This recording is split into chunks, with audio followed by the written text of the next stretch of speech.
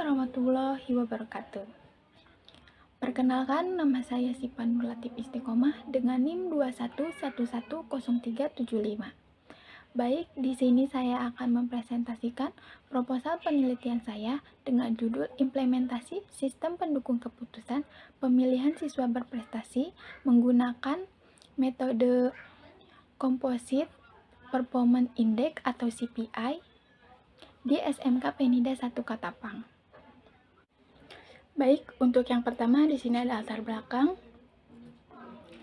Pendidikan merupakan salah satu aspek penting dalam pengembangan sumber daya manusia. Di Indonesia, sekolah menengah kejuruan atau SMK memiliki peran strategis untuk mempersiapkan siswa memasuki dunia kerja dengan keterampilan dan pengetahuan yang relevan. Dalam upaya peningkatan kualitas pendidikan dan memberikan penghargaan kepada siswa, pemilihan siswa berprestasi menjadi langkah penting yang harus dilakukan. Namun, proses pemilihan siswa berprestasi seringkali menghadapi beberapa tantangan. Beberapa tantangan diantaranya adalah subjektivitas dalam penilaian, kriteria yang kurang jelas, serta kesulitan membandingkan prestasi siswa dengan latar belakang dan kemampuan yang berbeda. Tantangan-tantangan ini dapat mengakibatkan ketidakadilan dalam penilaian dan mengurangi motivasi siswa untuk berprestasi. Untuk mengatasi permasalahan tersebut, diperlukan suatu sistem yang dapat membantu dalam pengambilan keputusan secara objektif dan akurat. Salah satu pendekatan yang dapat digunakan adalah metode Composite Performance Index atau CPI. CPI dirancang untuk mengevaluasi dan membandingkan kinerja individu berdasarkan berbagai aspek yang telah ditentukan atau berbagai kriteria yang telah ditentukan. Dengan menggunakan metode CPI, sekolah dapat melakukan penilaian yang lebih komprehensif dan adil terhadap prestasi siswa dengan mempertimbangkan berbagai aspek seperti prestasi akademik, keterampilan praktis, dan partisipan dalam kegiatan ekstrakurikuler. Dengan implementasi sistem pendukung keputusan pemilihan siswa berprestasi menggunakan metode Composite Performance Index atau CPI di SMK Penida 1 Katapang diharapkan dapat memberikan solusi yang efektif. Dengan pendekatan yang sistematis dan berbasis data, proses pemilihan ini tidak hanya akan meningkatkan motivasi siswa untuk berprestasi, tetapi juga menciptakan lingkungan pendidikan yang lebih kompetitif dan berorientasi pada hasil. Dengan demikian, diharapkan semua siswa dapat lebih termotivasi untuk mengembangkan potensi mereka secara maksimal. Baik, untuk selanjutnya ada identifikasi masalah. Beberapa di antaranya adalah subjektivitas dalam penilaian. Proses pemilihan siswa berprestasi seringkali dipengaruhi oleh penilaian yang subjektivitas dari guru atau pihak yang berwenang. Hal ini dapat mengakibatkan ketidakadilan dalam penentuan siswa berprestasi yang berhak mendapatkan penghargaan, karena penilaian yang tidak konsisten dapat menciptakan bias dan mengabaikan prestasi yang sebenarnya.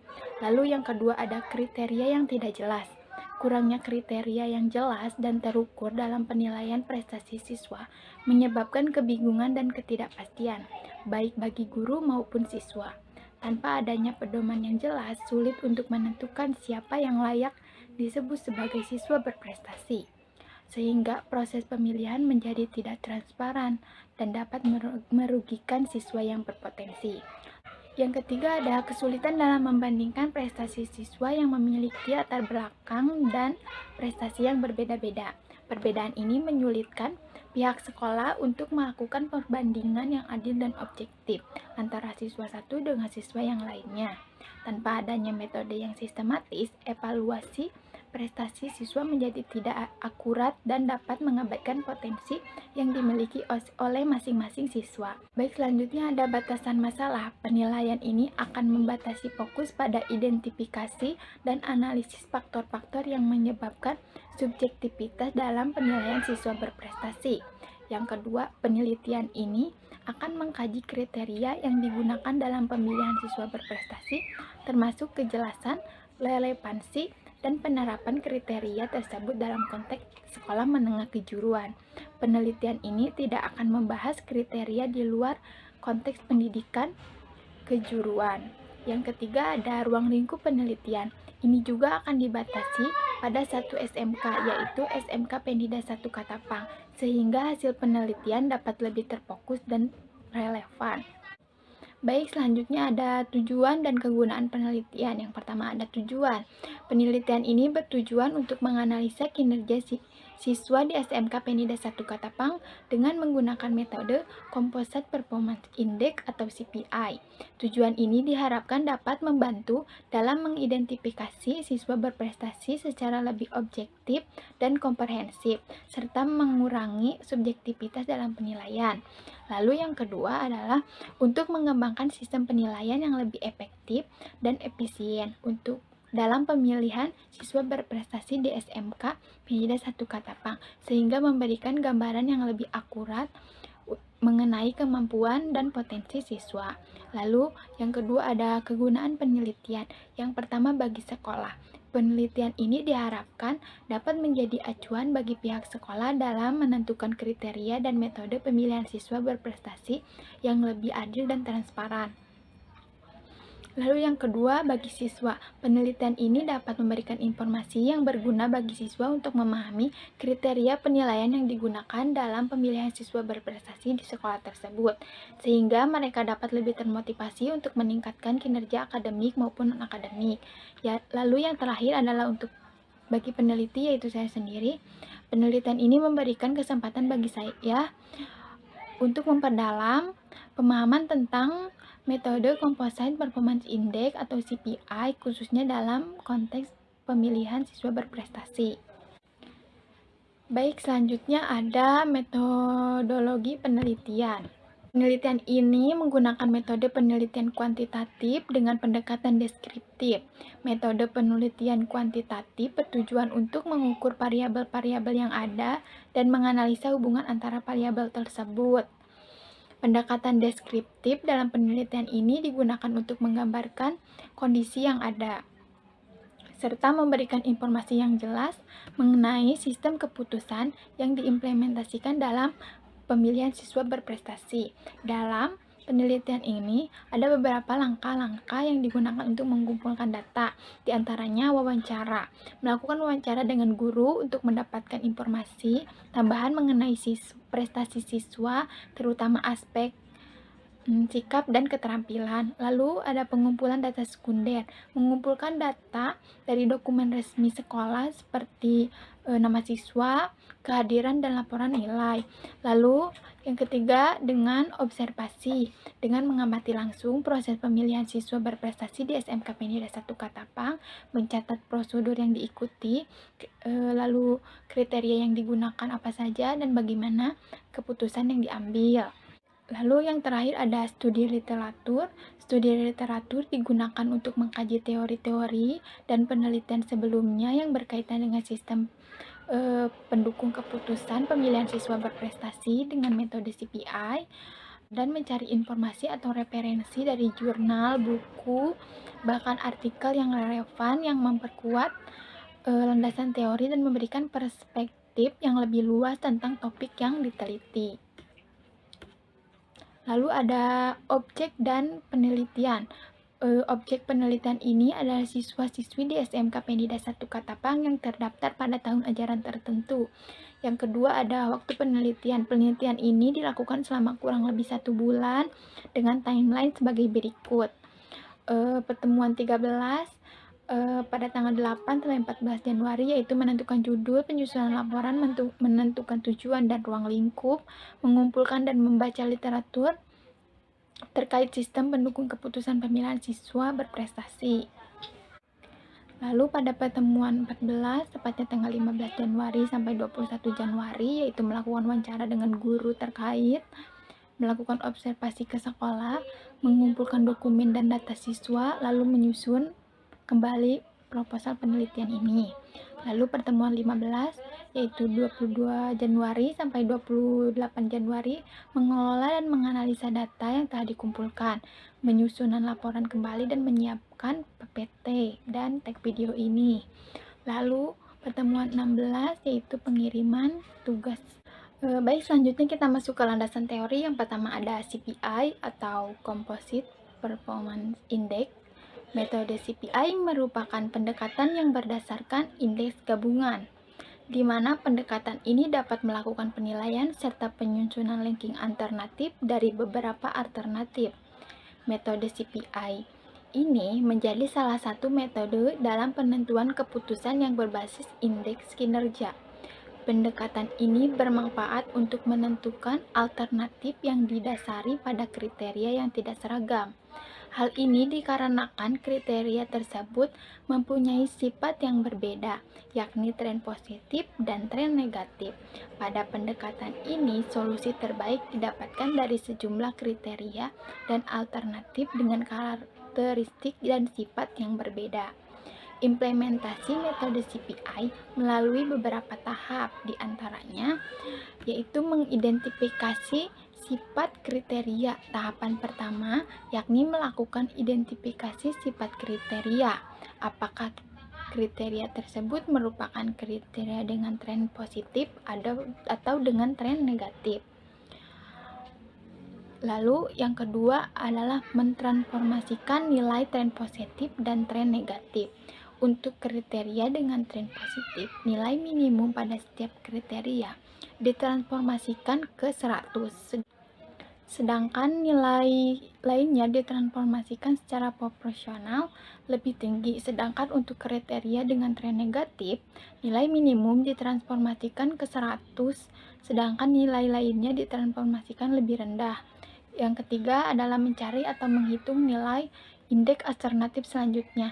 Nilai pada masing-masing kriteria akan dikalikan dengan bobotnya agar didapatkan nilai indeks alternatif. Lalu yang keempat adalah mencari nilai indeks gabungan. Untuk mendapatkan nilai indeks gabungan, seluruh indeks alternatif yang telah didapatkan akan dijumlahkan. Lalu selanjutnya ada definisi sistem pendukung keputusan. Menurut Raymond McLeod dalam Istiani Soleha 2021, sistem pendukung keputusan adalah sistem penghasil informasi spesifik yang ditujukan untuk memecahkan suatu masalah tertentu yang harus dipecahkan oleh manajer pada berbagai tingkatan. Definisi sistem pendukung keputusan atau decision support system adalah informasi interaktif yang menyediakan informasi, pemodelan, dan pemanipulasian data yang digunakan untuk membantu pengambilan keputusan pada situasi yang terstruktur dan tidak terstruktur, di mana tak seorang pun tahu bagaimana keputusan seharusnya dibuat. Dalam Intiani Soleha 2021. Lalu selanjutnya ada pendidikan dan peran sekolah menengah kejuruan SMK. Pendidikan merupakan salah satu pilar utama dalam pengembangan sumber daya manusia di Indonesia. Sekolah menengah kejuruan SMK memiliki peran strategis dalam mempersiapkan siswa untuk memasuki dunia kerja. SMK dirancang untuk memberikan keterampilan praktis dan pengetahuan yang relevan dengan kebutuhan industri, sehingga lulusan SMK diharapkan dapat langsung berkontribusi di pasar kerja. Lalu yang terakhir ada definisi siswa. Siswa adalah komponen masukan dalam proses pendidikan sehingga menjadi manusia yang berkualitas sesuai dengan tujuan pendidikan nasional. Menurut Wikipedia, siswa adalah anggota masyarakat yang berusaha mengembangkan potensi diri melalui proses pembelajaran pada jalur pendidikan formal maupun non-formal dan jenis pendidikan tertentu. Baik, selanjutnya ada profil dan implementasi pada bab 3. Di sini ada profil SMK Penida 1 Katapang. Yang pertama ada sejarah.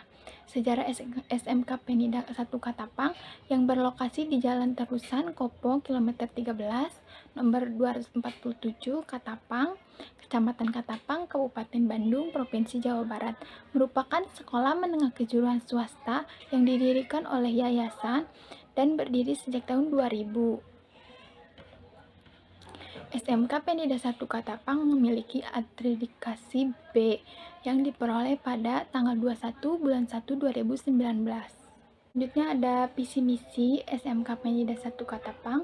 Visinya adalah terwujudnya lembaga pendidikan yang mampu menyiapkan sumber daya manusia yang berkarakter, berinovasi, profesionalisme, dan berbasis keilmuan menuju era industri 4.0. Lalu ada visi misinya juga, ada beberapa visi misi. Yang pertama adalah mewujudkan tenaga pendidikan dan kependidikan dan peserta didik agar lebih beriman dan bertakwa terhadap Tuhan Yang Maha Esa dengan melakukan pendalaman terhadap kegiatan keagamaan. Lalu ada juga mewujudkan kegiatan penyelenggara pendidikan yang lebih efektif, efisien, kreatif, inovatif, fleksibel, dan akuntabilitas yang dapat dipertanggungjawabkan. Lalu selanjutnya ada perancangan dan implementasi. Yang pertama ada analisis, kebutuhan input untuk melakukan pengambilan keputusan dari beberapa alternatif. Ini dapat dilakukan dengan pengumpulan data seperti data siswa, lalu kriteria yang dibutuhkan, yaitu absensi, tugas, nilai rata-rata rapot, ekstrakurikuler, dan sikap. Lalu yang kedua ada analisis kebutuhan output. Keluaran yang dihasilkan dari penelitian ini adalah sebuah alternatif yang memiliki nilai tertinggi dibandingkan alternatif nilai yang lain. Pada penelitian ini hasilnya keluaran diambil dari urutan alternatif tertinggi ke alternatif terendah. Alternatif yang dimaksud adalah prestasi siswa. Baik, selanjutnya ada implementasi Composite Performance Index, yaitu pertama ada identifikasi dulu kriteria, bobot, dan trennya. Dalam penelitian ini ada bobot dan kriteria yang dibutuhkan untuk menentukan siapa yang akan terpilih menjadi siswa berprestasi. Lalu yang kedua ada menentukan alternatif dulu. Di sini ada 10 alternatif nama siswa yang akan menjadi kandidat siswa berprestasi. Selanjutnya adalah menentukan rentang nilai dan kompetensi nilai kriteria. Lalu pembobotan untuk setiap alternatif. Pembobotan ini didapat dari hasil nilai-nilai para calon siswa berprestasi terpilih berdasarkan kriteria yang telah dinilai. Lalu mengkonversi nilai untuk setiap alternatifnya. Selanjutnya adalah mentransformasi nilai tren positif dan tren negatif. Untuk nilai tren negatif didapatkan dari nilai minimum dibagi nilai alternatif dikali 100. Untuk hasilnya seperti ini. Selanjutnya untuk tren positif, nilai tren positif didapatkan dari nilai alternatif dibagi nilai minimum dikali 100. Untuk hasilnya seperti gambar berikut. Ini juga adalah hasil nilai tren positif dan tren negatif. Lalu selanjutnya adalah menghitung nilai indeks alternatif. Nilai indeks alternatif didapatkan dari perkalian nilai kriteria dengan bobot kriteria. Yang pertama ada indeks alternatif tren negatif. Di sini tren negatifnya yaitu absensi pada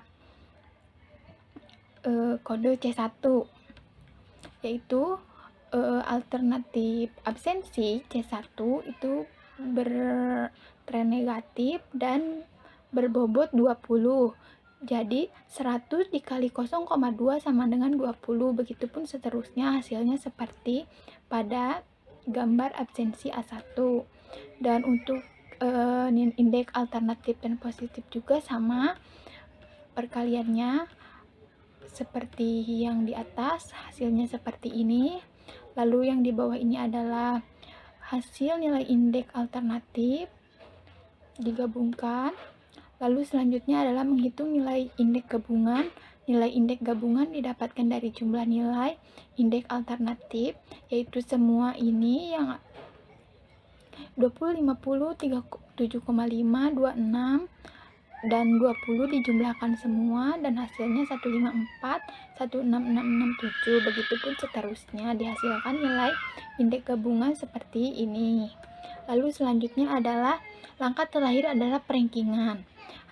Nah, hasil perankingan yang diperoleh adalah pada gambar yang ada merahnya ini. Jadi siswa yang berprestasi adalah siswa yang memiliki hasil maksimum berdasarkan kriteria yang ada. Dalam hal ini, kode B1 memiliki nilai terbesar yaitu 154,166667, sehingga siswa atas nama Alieka Sa'diah merupakan siswa berprestasi di SMK Penida 1 Katapang. Baik, mungkin cukup sekian presentasi dari saya. Mohon maaf apabila ada kesalahan. Wassalamualaikum warahmatullahi wabarakatuh.